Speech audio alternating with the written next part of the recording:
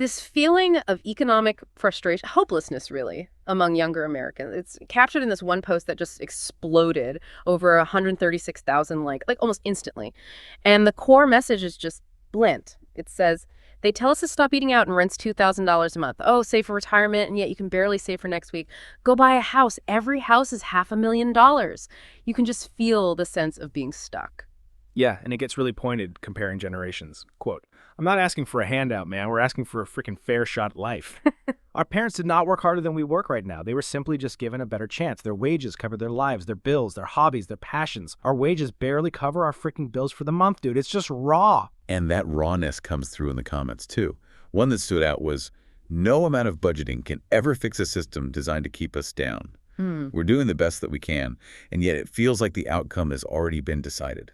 That feeling that it's not just hard, but maybe rigged, that's a really powerful and frankly concerning sentiment floating around. Definitely concerning. And the comments under this post, all over the place, really shows the different ways people see this. One person basically argued the right is missing a huge opportunity here.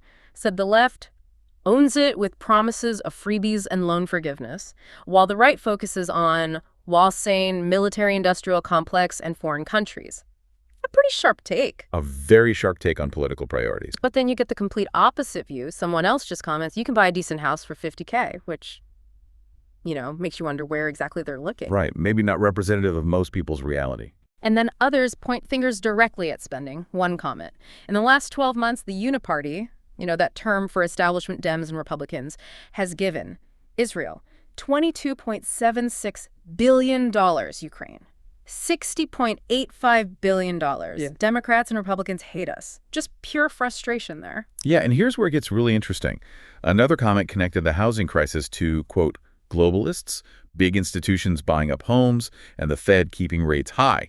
The claim, it's all designed to stop regular people from owning homes, which they call the biggest creator of wealth. Wow. So you see this deep economic anxiety, but people are explaining it in completely different ways. Some see systemic issues, some blame government spending priorities, others see deliberate actions by powerful groups. But underlying it all is this shared frustration, this feeling that the deck is stacked and the American dream feels, out of reach. And a lot of that frustration seems directed at policies perceived to prioritize things other than helping Americans at home. Okay, so from that general economic anxiety, let's pivot to something specific but related. Major changes coming to the Section 8 housing program. This kicks in October 1st, 2025, and it's going to impact a lot of people. We saw details from someone working directly with the program. She explained there's a 2-year max time limit on this program for everyone that's able to work now. And she emphasized no more spending a lifetime on Section 8. That's a huge part of a shift. It really is. And part of that shift is how it's funded. Instead of HUD running it nationally, the money goes to states as block grants. Now, states get more control, which some argue allows for better local management, but the total funding is less.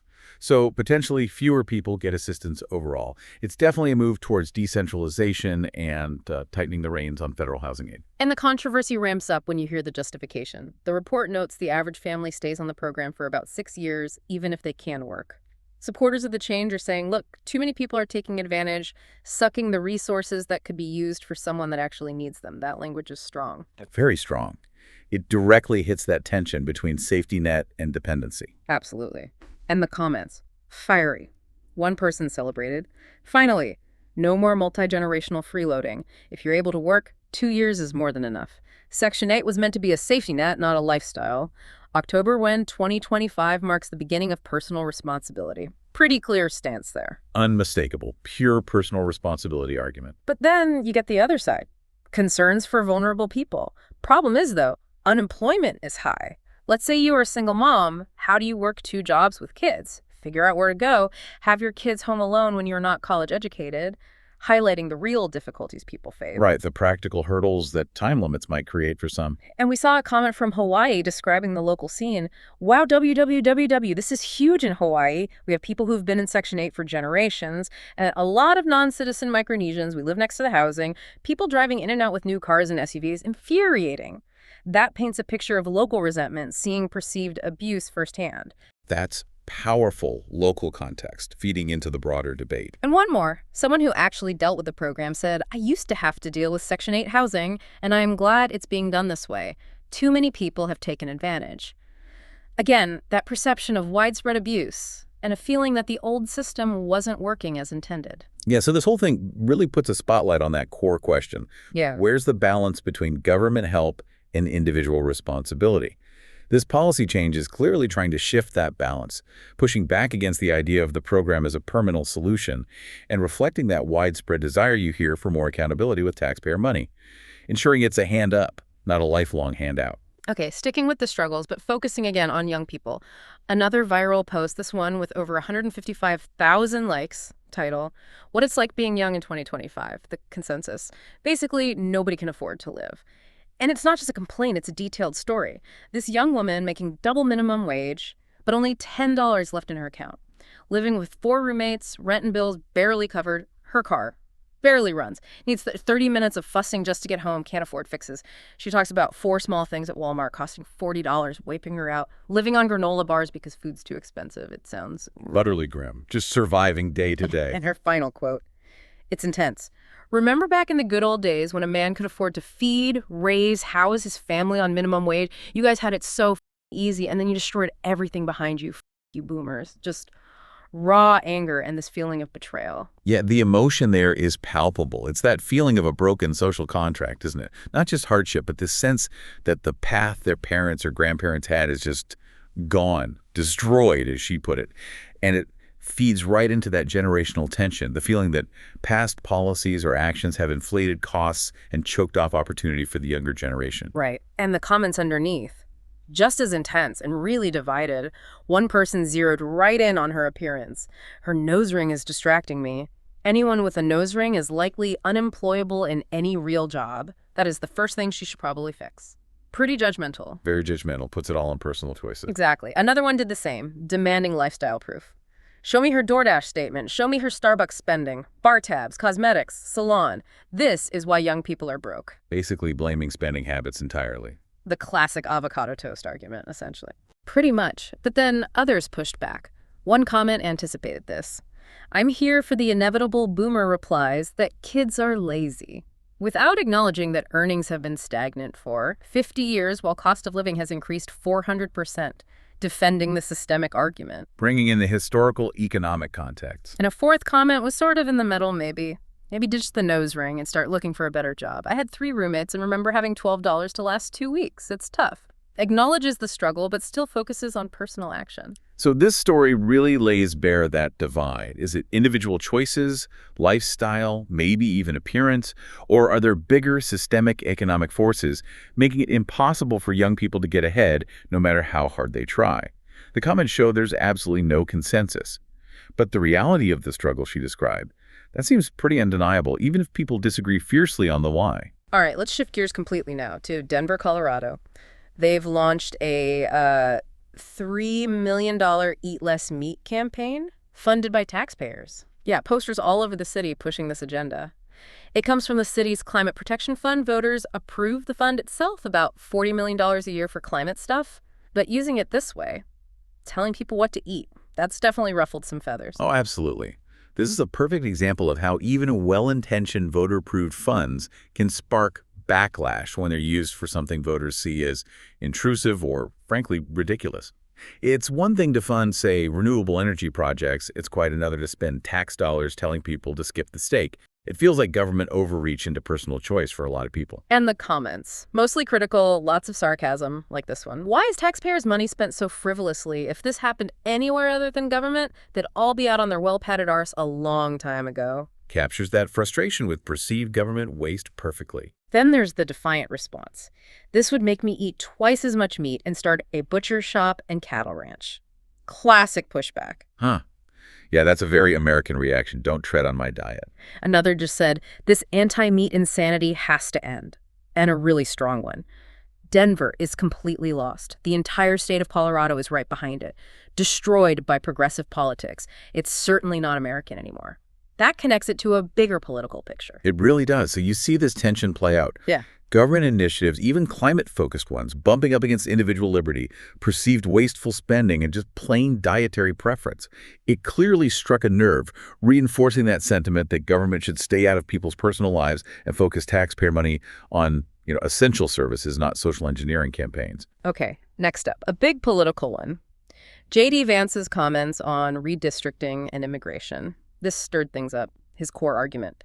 Red states are forced to redistrict partly because blue states like California let in so many illegal immigrants that they artificially inflate their population counts, which then unfairly shifts congressional seats away from other states. A very direct link between immigration policy and political representation. He didn't mince words. Quote, California has way more House seats than it should because they have such a high population of illegal aliens. So they get rewarded for welcoming illegal aliens, giving them federal benefits, actually asking the taxpayers of states like Ohio to subsidize them. Quote, then those same taxpayers in Ohio and Indiana, they have fewer congressional representatives because of what California has allowed to happen. That's ridiculously unfair. He argues aggressive redistricting is the only way for red states to fight back. That really frames it as an issue of fundamental fairness and state sovereignty, doesn't it? It connects immigration policy failures directly to the dilution of political power for citizens in other states. It raises that crucial question. Should states that effectively encourage illegal immigration benefit politically at the expense of states trying to uphold the law? It taps into deep frustration about the consequences of unsecured borders impacting the whole country's political balance. And the comments reflect that strong feeling. One person just said, JD is not wrong. We need to redistrict and remove all illegals. Straightforward agreement. Very direct. Another offered a slightly softer take. Redistricting is a complex issue, but blaming it solely on immigration oversimplifies things. Acknowledging complexity. Sure. Though Vance's point is that it's a major factor. Right. Then a comment blaming Democrats more broadly. Democrat destroyed many great cities like LA, Chicago, linking it to wider policy outcomes. And interestingly, a comment presented as a fact check. Fact check, true. It cited a 2020 map showing how congressional seats would have shifted if illegal aliens weren't counted, predicting blue states would lose even more seats now. So that comment reinforces Vance's claim with data, arguing it's not just opinion, but a quantifiable impact. This whole issue is incredibly charged.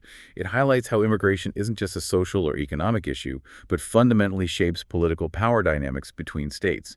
And it fuels that strong belief among many that current immigration levels are directly harming their representation and subsidizing states with policies they disagree with. Okay, last event from the briefing today. This one's pretty specific. Happened at Walmart. An employee shared a video, showed the EBT system went down briefly, food stamps.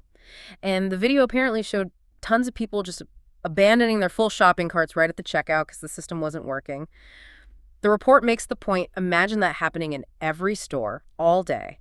The cost of all that wasted, abandoned stuff must be huge for taxpayers eventually.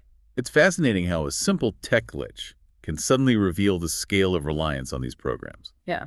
And it immediately raises questions about the sheer size of these assistance programs and, like the report suggests, the tangible costs when things go wrong, not just the program costs, but the waste generated. Definitely. And the comments jumped right on that.